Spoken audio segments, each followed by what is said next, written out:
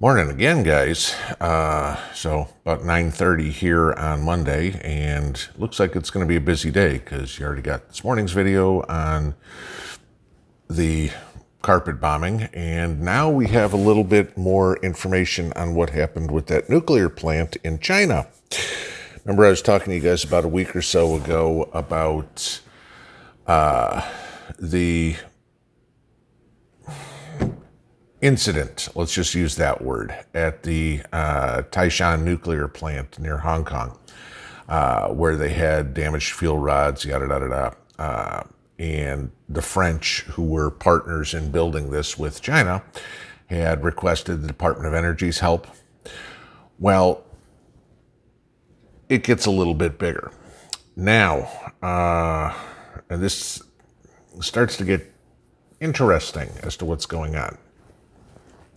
You know, as at the time, everybody said, oh, it's no big deal. It's just radioactive gases, et cetera, et cetera, et cetera. Now, it's fine. Okay. Can happen. All right. Mishaps.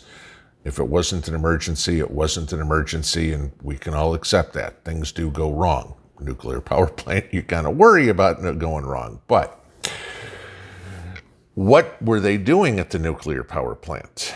And again, we have to think of China. Think of the country that we're talking about. You know, again, we're talking communist country that has no respect for its people whatsoever. Well, you have now coming to light Zhang Zhijian, if I'm pronouncing that right, who's one of China's top nuclear scientists and the vice president of Harbin Engineering University, jumped off a building. Okay, now, there's video of it, okay? Hard to dispute video. It's pretty obvious, okay? So the police have said they've ruled out homicide as a cause of death. Well, I think from the video, that's pretty easy. I think, you know, a fourth grader could do that. I mean, the guy was walking on a ledge. There's nobody else out there and kind of just does a belly flop forward. Okay, looks like it's a couple of stories high. This is the interesting part, and I want to read this to you. And this will tell you everything that you need to know about communism and the media in a communist society. Not ours, theirs. Okay. Quote, Harbin Engineering University announces with deep grief that Professor Zhang Zhijian regrettably fell off a building and died at 9:34 a.m. on June 17th, the university's official account on Weibo wrote in a statement. The university expresses deep sorrow over the passing of Comrade Zhang Zhijian and deep condolences to his family.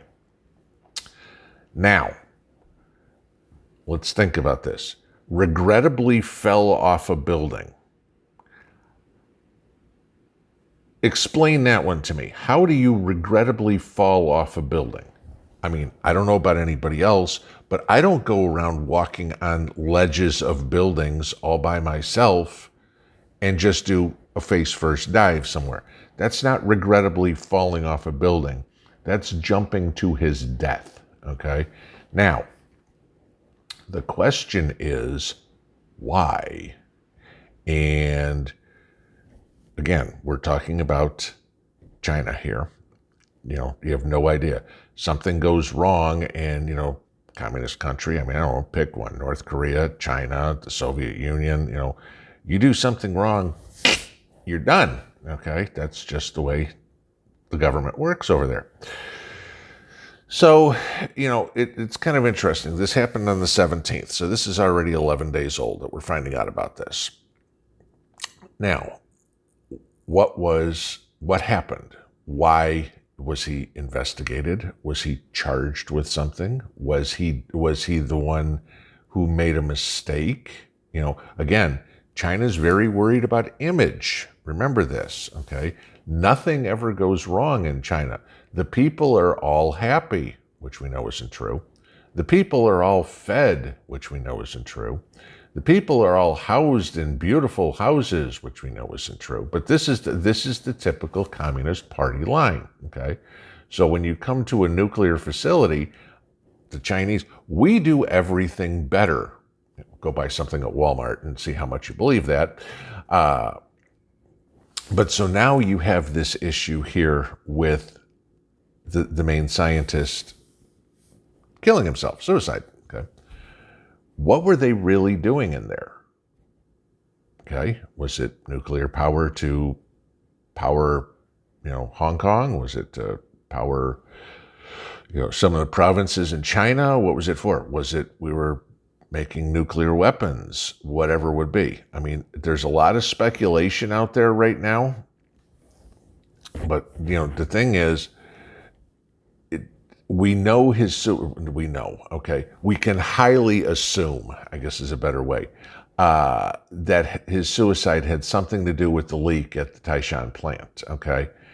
Now, it's interesting that he committed suicide shortly after the Chinese Communist Party publicly responded to the leak, and that, what's going to happen? It's like, oh my God, has he already been questioned by authorities?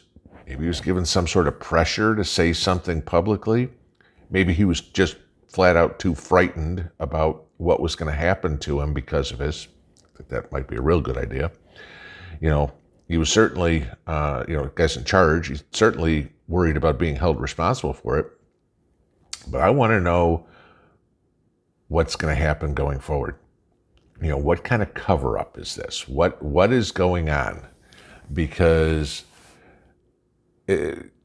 sure, suicides happen in all walks of life.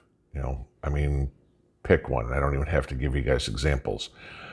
But usually when you are not in trouble is, you don't commit suicide because, hey, my life's going great. Let's go jump off a building.